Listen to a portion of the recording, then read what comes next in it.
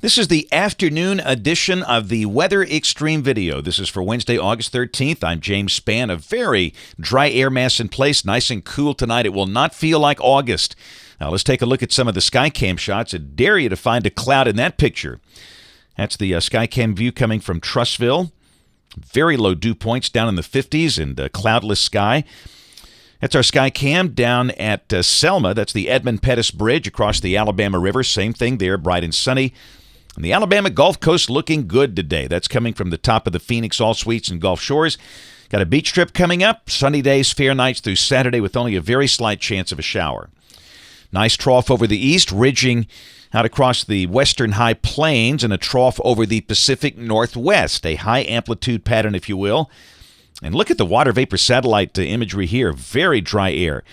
From Texas up through the deep south, and needless to say, with a look like that, rain will not be in our future, at least in the short term. And temperatures are not bad at all. We ought to be baking here in mid-August, well up in the 90s, but today, some locations not out of the 70s.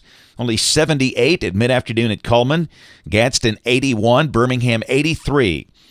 And we'll expect low 60s tomorrow morning. Many locations will likely see 50s, not too far from records. The record low tomorrow morning is 54, set 10 years ago in the wake of Charlie and Bonnie that passed east of here.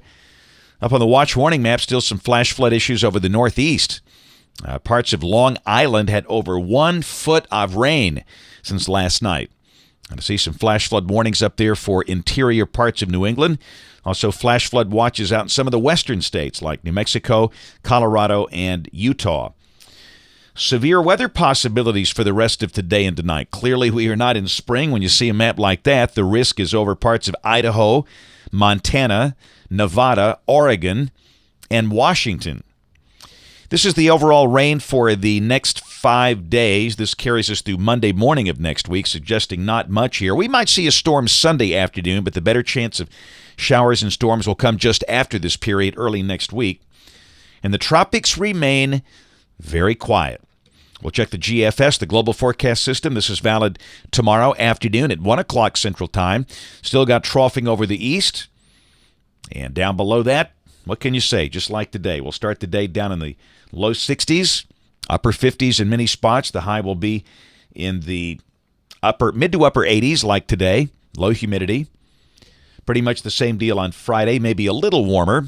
Thickness values coming up a little bit. The high may be pushing 90. Saturday, as we start the weekend, should be a sunny day, the high at or just over 90.